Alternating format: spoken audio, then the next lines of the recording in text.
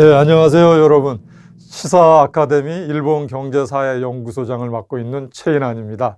네, 오늘은 여러분들과 함께 일본의 온천에 대해서 좀 같이 공부를 하도록 하겠습니다. 지난 2020년 이후에 우리 코로나19가 발생해서 사실은 1년 동안 일본뿐만 아니라 전 세계적으로 항공편이 막히면서 많은 분들이 해외에 나갔다가 최근 한 1년 동안 실질적으로 해외여행이 중단이 되고 있습니다. 그래서 우리나라에서 가장 지리적으로 가까운 이웃나라 일본에도 지금 실질적으로 일반인 입장에서 지금 가지 못하는 게 만 1년이 되고 있습니다. 그래서 일본의 겨울하면 여러분들도 대부분 이제 여행도 많이 가셨고 아니면 여행을 안 가셨더라고 하더라도 영화라든지 TV 드라마를 통해서 많이 보셨겠지만 일본의 겨울하면 역시 눈과 온천이죠. 그리고 특히 이제 우리나라 분들 중에서 전에 한 1, 2년 전만 하더라도 일본 여행을 많이 갔을 때 가장 선호하는 상품이 뭐냐 그러면 이제 온천 여행 패키지와 함께 일본의 좀 맛있는 음식들을 먹는 그런 코스가 아주 인기를 끌었었는데요. 좀 아쉽게도 코로나19의 여행 영향이라든지 최근 한 1, 2년 전부터 조금 갈등이 심해진 한일 양국 간의 양국 관계라든지 이런 것 때문에 지금 일본에 가지를 못해서 오히려 일본의 온천에 대해서 더 궁금해 하시는 분들이 많은 것 같습니다. 그래서 오늘은 2021년에 일본에 가지 못하는 대신에 일본 현재 온천 사진가 그리고 2021년 기준으로 일본에서 가장 인기 있는 온천 순위를 좀 조사한 거를 발표를 해가면서 여러분들에게 일본 온천을 좀 소개하려고 합니다. 네, 앞에 말씀드린 것처럼 저는 지금 일본 경제사회 연구소장을 맡고 있는 최인환이고요. 네, 여러분들 야마가타현 긴잔 온천 이제 일본어로는 온센이라고 그러죠. 그래서 오늘 일본 온천을 공부하는 걸 계기로 해서 기본적으로 여러분들에게 온천에 대해서 좀 용어 설명 겸 간단한 어차피 이거는 일본뿐만 아니라 유럽을 가던 어디 동남아를 가던 세계 각국에 온천이 많이 있으니까 그럼 과연 온천이 뭔가 온천의 가장 아주 기본적인 정의를 조금 함께 하고 나서 오늘의 본론인 일본 온천에 대해서 함께 살펴보도록 하겠습니다. 그럼 온천이란 뭘까요? 여러분들 온천은 어떻게 생각하세요? 그냥 물이 뜨거우면 온천? 이렇게 생각하시는 분들도 계실 건데 예를 들어서 우리가 이제 세계적으로 온천이라고 하면 땅 속에서 뜨거운 물이 올라 나오는 현상 또는 뜨거운 물이 나오는 지역해서 이런 것을 이제 일반적으로 온천이라고 합니다. 그래서 온천이라는 경우에는 결국은 땅 속에서 이제 뜨거운 물이 나와야 되는데 과연 뜨거운 물이 어떻게 해서 나오느냐에 따라서 이제 용어적으로는 열원이죠. 뜨거운 물에 원천이 어떻게 해서 생기느냐에 따라서 온천은 크게 두 가지로 나눕니다. 첫 번째가 이제 화산성 온천. 화산성 온천이라고 하면 지표 속에 화산이 많이 이제 발생하는 지역에는 이제 마그마가 많이 있거든요. 마그마가 있는 지역에서 물이 데워져서 나오는 경우에는 화산성 온천. 그리고 또 두 번째는 이제 비화산성 온천인데 이거는 이제 온천 화산이 폭발하는 지형대가 아닌 경우에도 뜨거운 물이 나오는 경우가 있거든요. 그것은 이제 어떻게 해서 그런 일이 생기냐면 땅속은 여러분들도 아시겠지만 아무리 추운 우리나라 겨울에도 땅속을 한 1m만 파고 들어가면은 영상으로 올라가게 돼 있거든요. 이제 땅속에 이제 지열이라고 하는데 땅속으로 깊숙이 들어갈수록 온도가 지표 지하 온도가 높아지거든요. 그래서 화산 그런 마그마가 없는 경우에도 지열에 의해서 지나가는 지하수가 데워져서 물이 용출되는 경우가 있습니다. 이런 그런 온천수인 경우에는 비화산성 온천이라고 합니다. 그래서 우리가 이제 크게 온천이라고 하면 화산성 온천, 비화산성 온천 이렇게 두 가지로 나눌 수 있다는 걸 오늘 좀 이제 공부를 하시고요.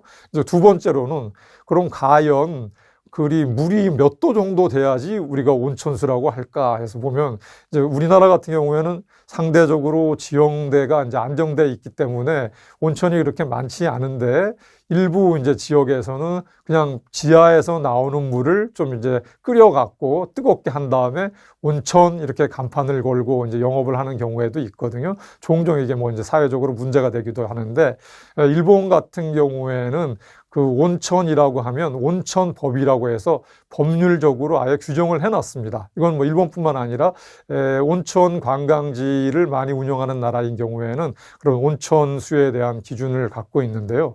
그래서 땅 속에서 뜨거운 물만 나온다고 온천이라고 되지 않습니다. 일본의 온천법의 경우를 보면 땅 속에서 이제 물이 나오되 그 물의 성분이 어떤 강물성, 광수를 포함해야 되고, 그리고 솟아나오는 온천에서 우리가 흔히 이제 일본 온천지에 가보면은 그 유황 냄새 같은 냄새하고 이제 가스 같은 이제 그 연기가 나오거든요. 그런 가스가 나오는 경우에 온천이라고 규정을 하고 있습니다. 그래서 이제 온도도 또 기준이 있거든요. 일본의 경우에는 지하에서 용출되는 그 온천수의 물 온도가 조금 전에 말씀드린 건 두 가지 기준이죠. 어떤 그 강물질을 포함하고 있는 광수이면서 그리고 가스가 나오는 이제 그 원천이 되는데 그렇게 조건이 충족이 됐다라고 하더라도 나오는 물 온도가 일본은 기준적으로 25도가 안 되면 온천수로 인정을 못 받습니다. 근데 그 용출되는 천연적인 우리 이제 원천이라고 그러는데 원천수, 그 원천수에서 나오는 물 온도의 기준은 온천수를 인정하는 게 또 세계 각별로 조금씩 차이가 납니다. 일본 같은 경우에는 25도고요. 미국 같은 경우에는 21도. 그리고 뭐 독일이나 프랑스 같은 유럽에는 한 20도 정도. 이래서 세계 각국에서 그 지하에서 솟아나오는 온천수의 경우에도 그 온도 기준에 따라서 온천수로 인정받는 게 조금씩 다르다라는 걸 이제 기본적인 우리가 상식적으로 좀 이제 머리에 염두에 두시고 이제 본격적으로 일본의 온천에 대해서 함께 이제 공부를 좀 해보겠습니다. 제가 오늘 뭐 여러분들에게 온천에 대해서 조금 더 이제 자세하게 설명드리려고 하는 이유는 단순히 뭐 일본 온천을 뭐 배우겠다.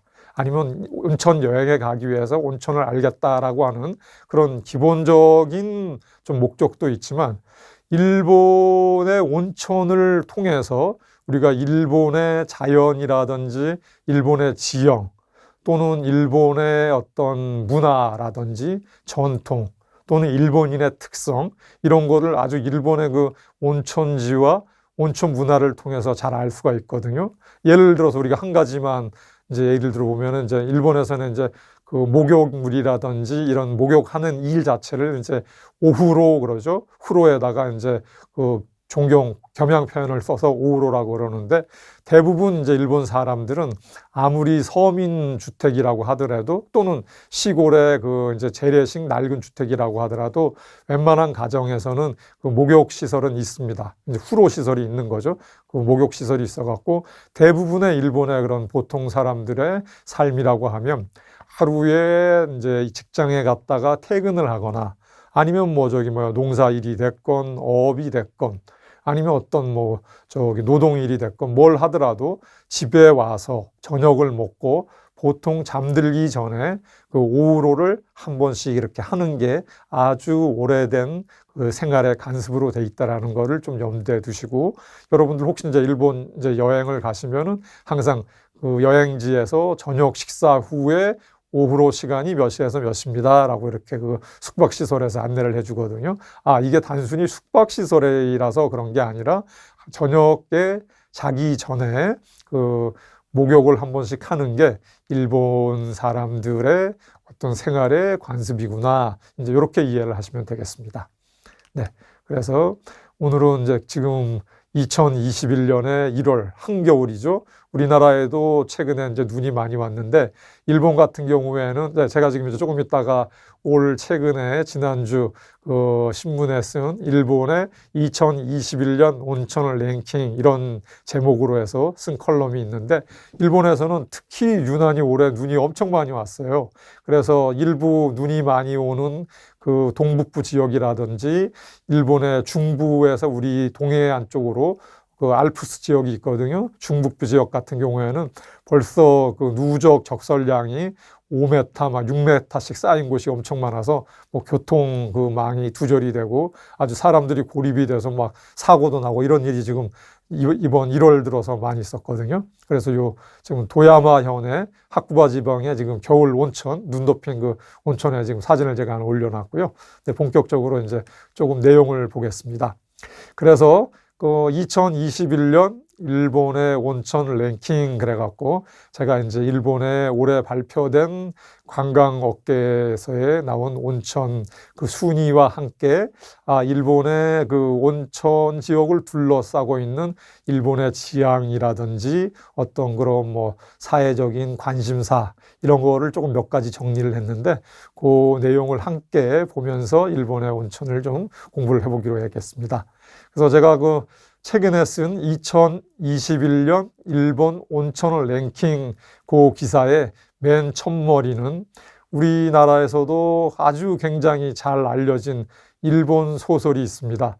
일본에서 그 노벨 문학상을 처음으로 받은 수상작으로서 가장 일본을 아름답게 묘사해서 일본의 그 대표적인 서정 소설이라고 평가를 받고 있고, 또 문장이라든지 그 일본의 그 시골 풍경을 묘사한 게 아주 굉장히 좀 일본적으로 잘 묘사가 돼 있는 소설이, 여러분들 아마 일본 소설이나 뭐 일본 드라마, 영화에 좀 관심 있는 분들, 아니면 뭐 그렇게 깊은 관심이 없다고 하시더라도 뭐 워낙 이제 국내 언론에도 많이 이제 등장하는 소설이라서, 소설 이제 유키구니, 우리나라는 이제 설국이라고 그러죠. 그 유키구니의 첫 문장이 아마 일본에 관심을 갖거나 일본어를 전공하거나 아니면 뭐 일본어를 그래도 좀 여행 가기 전에 문장으로 조금이라도 배워보겠다라고 관심 있는 분들 하면 하여간 대표적으로 일본 그 문장으로 거의 빠짐없이 등장하는 이제 문장이 설국이 시작되는 첫 번째 문장이었거든요.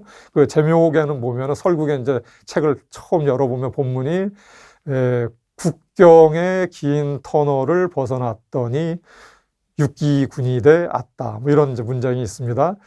그래서 그 일본어 원문으로 하면 고쿄노 나가이 토네루오 누케따라 유키구니데 아따, 뭐 이렇게 이제 문장이 시작이 되는데, 재미있는 게 제가 이제 여기서 이제 고쿄, 우리나라 말로는 이제 국경이죠. 그래서 제가 국경이라고 표시를 하면서 군마현과 니가타 현의 경계를 터널이 시미즈 터널로 제가 기억이 되는데, 그 터널이 연결이 돼 있는데, 말하자면 이제 제가 조금 뒤에 일본 지도, 전국 지도를 보면서 조금 다시 설명을 해드릴 텐데요. 일본에서 말하자면 이제 북쪽으로 지나가면서 군마현이 있고, 그 군마현에서 더 북쪽, 그래서 동해안 쪽으로 가면은 이제 눈이 많이 오는, 예전에 우리 코로나19 이전에 19 이전에 겨울 여행 온천지로 많이 이제 인기를 끌었던 니가타현이 있거든요. 그래서 군마현과 니가타현을 연결하는 그 터널을 지났더니 이제 눈의 나라였다라는 거 있는데, 이 설국이 나온 그 소설이 완성된 게 1930년대 후반에서 1940년대 중반에 걸쳐서 한 10년이었거든요. 그래서 이거는 좀 몇 분이 이제 저한테 이렇게 이걸 썼더니 이제 질문이 왔습니다. 이메일로. 아니, 왜 현끼리에 우리 현이라고 하면 우리나라의 이제 광역 지방자치단체, 우리나라의 이제 도의 개념이라고 보시면 될 텐데요. 왜 그러면은 현의 경계선인데 무슨 국경이에요? 이렇게 이제 몇 분이 이메일로 질문을 주셨어요. 그래서 이제 요거는 사실은 일본의 좀 역사적인 기원을 알 필요 있는 게, 여러분들 잘 아시는 것처럼 일본이 1600년대 초반에 그 도쿠가와 정권에 의해서 도쿠가와 막부의 전국 통일이 이르기 전까지는 중세의 정국 시대가 한 100년 정도 진행이 됐잖아요. 그래서 당시에 일본에는 뭐 전국적으로 한 200여 개에서 한 250개의 소국, 이제 영주라 그러죠. 일본의 그 중세 봉건 시대가 있었는데 당시에 그런 조그만 나라 자체들 하나가 다 나라 국자를 쓴 쿠니라는 개념이었거든요. 그래서 당시에 그 1868년 메이지 유신으로 일본이 이제 근대화되기 전까지는 그 중세 봉건 시대가 사실은 유지가 됐는데 당시에 그런 그 영주가 실질적으로 지배한 국가들, 영주의 국가라는 개념이 있었기 때문에 그 영주의 그 지배 권한이 미치는 그 에어리아, 지역을 넘어갈 때는 허가를 안 받으면 건너갈 수가 없었거든요. 어떻게 보면 하나의 이제 국가 개념이었죠. 그래서 1930년대 후반에 쓰여진 이 가와바타 야스나리의 설국에서도 그 현의 그 경계선을 국경으로 이렇게 이제 묘사를 했다. 이렇게 하시면은 이 소설적인 배경을 조금 더 한번 좀 깊이 이해가 되실 수 있을 것 같습니다. 그래서 이제 그 이해가 그렇게 되셨고요. 그리고 다음에 제가 그 앞에서도 일본의 화산 지형에 대해서 좀 설명을 드렸지만, 요번에 좀 자료를 찾아봤더니, 예를 들어서 아까 제가 원천수라고 그랬죠. 땅 속에서 뜨거운 온천수가 이렇게 솟아 나오는 원천이라고 그러는데, 그 일본 정부 통계에 따르면은 전국적으로 한 2만 7천 개가 넘는 원천이 있다고 합니다. 그걸 뭘 말하냐면 그 2만 7천 개의 원천에는 그 파이프만 이제 구멍을 박으면은 뜨거운 물을 만들 수 있기 때문에 바로 온천수로 활용을 할 수 있다는 얘기죠.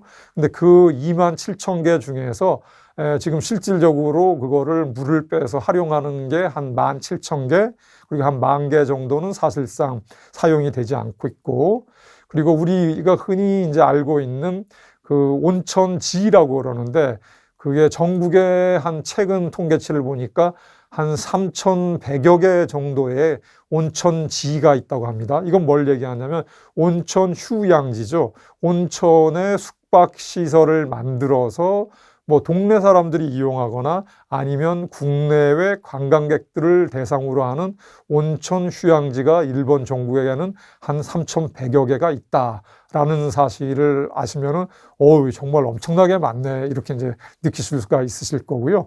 그리고 뭐 이 3,100여 개의 온천지 중에서는 뭐 하나의 온천지에서 그거를 한 옵소만 사용하는 경우도 있을 것이고, 오늘 조금 있다가 온천 상위 랭킹 제가 한 10여 개 업체 그 유명 온천을 소개해 드릴 텐데, 그런 데서는 뭐 한 100여 곳, 200여 곳 정도의 숙박 시설이나 소위 얘기하는 료칸 또는 뭐 호텔 이런 게 모여갖고 있기 때문에 일본 전체적으로 온천 시설을 이용해서 그거를 이제 영업을 하고 있는 어떤 숙박시설은 한 15,000여 개가 된다고 합니다. 그러니까 상당히 많은 거죠. 아까 제가 조금 전에 말씀드린 것처럼 한 3,150개 정도의 전국의 휴양시설이 있다.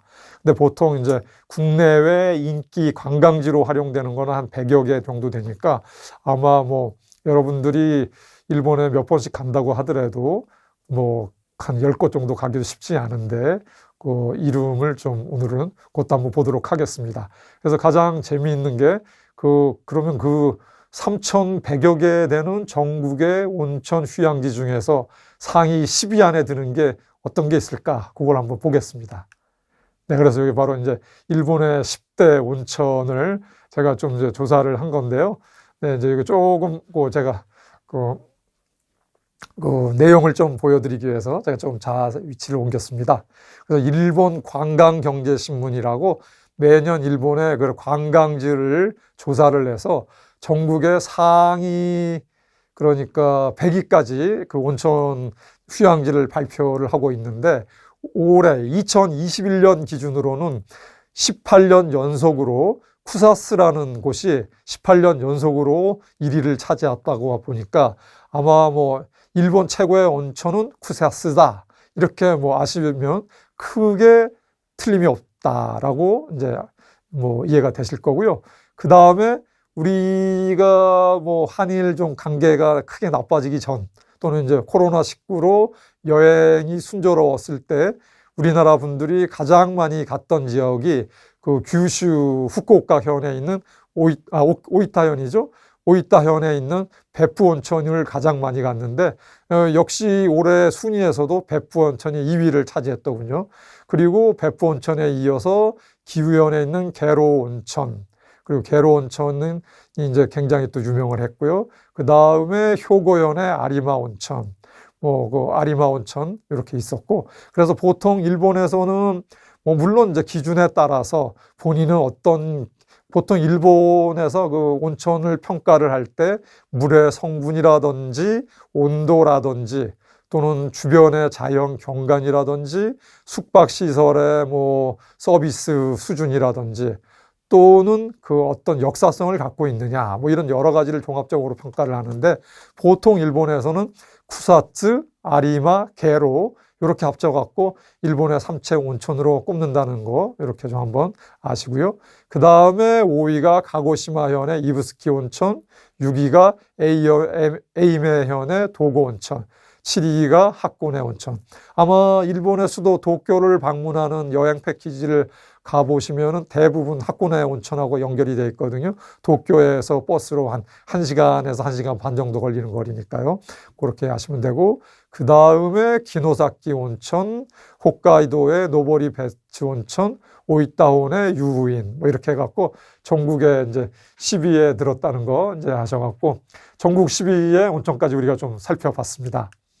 네, 그리고 조금 전에 이제 제가 말씀을 드렸는데 일본에 전국적으로 그런 온천 휴양지가 한 3,100여 개가 있는데 그 현별로는 일본 우리 보통 뭐 이제 우리 초등학교, 중학교 그 세계사 시간에 일본에 대해서 깊이 공부를 안 하더라도 일본이 주요 4개의 큰 섬으로 돼 있다라는 거는 뭐 다 학교에서 기초적으로 이제 공부를 하는 건데, 저 왼쪽 위에 지금 워낙 일본이 길기 때문에 제일 위에 있는 홋카이도, 그래서 한자로는 북해도로 돼 있죠. 홋카이도가 저 제일 위에 있고, 보통 이제 혼슈라고 하고 있는 가운데 섬 혼슈가 있고, 그 다음에 우리 한국 분들이 많이 가는 큐슈가 제일 이제 왼쪽에 있고, 그 혼슈와 큐슈 사이에 있는 작은 섬, 한자로는 사국에서 시코쿠 이렇게 되어 있는데, 전체적으로 4개의 섬에 골고루 온천지가 다 있습니다. 조금 전에 살펴본 것처럼 그 홋카이도에 이제 관광을 가시면은 대부분 노보리 베츠 온천은 다 한 번씩 가게 되는 경우가 많거든요. 그리고 조금 전에 말씀드린 대로 바로 저기 제가 여기 손으로 한번 해볼까요? 예, 조금 전에 말씀드렸죠. 그 설국에서 보였던 군마현, 나가이 터널로 늦게 따라 육기군이대 앞에서 그 설국이 군마현과 니가타현을 연결하는 터널이라고 그랬잖아요. 그러면 군마현이 여기 있는데, 그러면 도쿄가 여기 있거든요. 도쿄에서 우리나라 기준으로 보면은 이게 여기가 이제 북쪽이 되거든요. 그래서 흔히 그러니까 일본의 온천이 그래도 많은 게 이 동북지방, 동력종의 북력북해서 동북지역하고 아까 보이시는 홋카이도 이쪽이 이제 아무래도 날씨가 추워지고 눈이 많이 와서 온천이 많고, 또 도쿄에서 이런 북쪽 지역, 그래서 군마를 지나면은 이제 니가타현이 되는데, 그래서 군마와 니가타가 요 정도에 있다라는 걸 아시고요. 아까 말씀드린 그 게로 온천이 여기 기후현에 있고요. 그리고 아리마 온천이 요 효고현에 있죠. 그리고 규슈에 조금 전에 말씀드린 오이타현, 이렇게 해갖고 오이타현의 베푸 온천 해서 전반적으로 일본의 온천은 홋카이도, 이 동북 지역, 그리고 또 요 중부 지역, 규슈 지역, 또 도고 온천이 있는 요 시코쿠, 에이메 현이죠. 이렇게 골고루 다 있다라는 생각을 하시면 되겠습니다. 네, 그렇게 해서 우리가 일본의 지형과 함께 공부를 해보셨습니다. 그래서 여러분 사실은 이제 일본의 여러분 그 여행 패키지를 혹시 이제 나중에 참조해 보시면 대부분 흔히 얘기하는 이제 칸토 지방에서 동경 지방을 중심으로 해서 동쪽 지방, 그리고 칸사이에서 관서 지방에서 오사카, 교토, 고베 지역을 하는 서쪽 지방, 그리고 규슈 지역을 중심으로 하는 거 한 번, 시코쿠 지방 한 번, 뭐 이렇게 이제 그 지역별로 해갖고 여행의 패키지가 구성이 돼 있었으니까, 혹시 이제 여러분들 뭐 올해 2021년 한 2분기 정도부터는 코로나19가 이제 백신 접종이 본격화돼서 우리 국내 여행 업계에서도 여러분들 뭐 좀 잘 아시는 것처럼 다행스럽게도 2021년 들어서 한일 양국 관계가 좀 양국에서 좀 그 개선을 하려는 의지를 보이고 있어 갖고 어떤 코로나 종식과 함께 올 좀 뭐 이르면 한 2분기, 늦어도 뭐 좀 하반기 들어서는 양국 간의 그 관광이 좀 재개되지 않을까 이렇게 좀 기대를 해봅니다. 그래서 오늘 여러분께서 들으신 그 일본의 지형이라든지 온천이 다 그런 역사성과 함께 어떤 그 지역성이 다 연결이 돼 있다. 요거를 좀 한번 생각을 하시고 다음에 이제 온천은 상품을 고르실 때는 이제 그런 것도 조금 관심을 가지시면은 훨씬 더 유용한 정보가 되지 않을까 그렇게 생각을 하고 있습니다. 네, 요것도 그래서 그 지금 눈 속에 있는 일본의 온천. 이게 참 그래서 뭐 온천은 세계 어느 나라에나 많이 있지만 그 일본 겨울 온천의 매력이라고 하면 그 야외에서는 눈이 그냥 몇 미터씩 쌓여 있고 바로 막 김이 막 나고 그 가스가 나는 온천수 옆에서도 눈이 쌓여 있어 갖고 뜨거운 물과 함께 눈 덮인 자연을 즐길 수 있다는, 그래서 우리가 이제 로텐브로라고 그러죠. 그 야외 온천을 흔히. 그래서 일본의 겨울 여행 상품의 매력은 그 로텐브로가 있는 온천이 아니겠느냐, 뭐 이렇게 이제 한 번쯤 생각을 해봅니다. 그래서 이제 끝으로는 이제 제가 조금 전에 말씀을 드렸지만 결국 우리나라와 일본 양국 관계는 가장 지리적으로도 가깝고 어떤 역사적으로 양국 간에 끊임없이 어떤 갈등도 반복이 되고 때로는 상당히 그 첨예하게 이해관계가 엇갈리고 있긴 하지만 양국이 그 선의의 경쟁 그리고 그 윈윈하는 협력 관계를 잘 구축하면 세계 어느 나라보다도 가장 유리한 협력 조건을 갖고 있다라는 것은 뭐 여러분들도 잘 아실 겁니다. 물론 뭐 개인적으로 어떤 호불호라든지 뭐 이런 거는 누구나 다 다를 수가 있습니다. 그래서 뭐 제가 오늘 말씀드리는 거는 그런 뭐 개인적인 어떤 생각이라든지 개인적인 가치관이라든지 그런 거를 말씀드리는 건 아니고요. 어쨌든 그 전반적인 상황 논리 또는 객관적인 조건으로 봤을 때 일본과는 어떤 적대적인 관계를 가져가는 것보다는 상호 윈윈할 수 있는 합리적인 접근법이 우리나라 국익을 위해서도 훨씬 더 발전적으로 활용할 수가 있고, 또 국토가 좁은 예를 들어서 지금 10만 제곱미터밖에 안 되는 5,150만 명이 사는 이 대한민국에 사실은 우리 그 뛰어난 도전 정신을 갖고 있고 활동성이 강한 우리 한국 분들한테는 사실은 그게 굉장히 아쉬운 거 아니겠습니까? 또 여행 하나만 해도 그렇죠. 사실은 조금 뭐 어떻게 좀 코로나 블루를 털어버리고 싶다. 정말 힐링을 하고 싶다.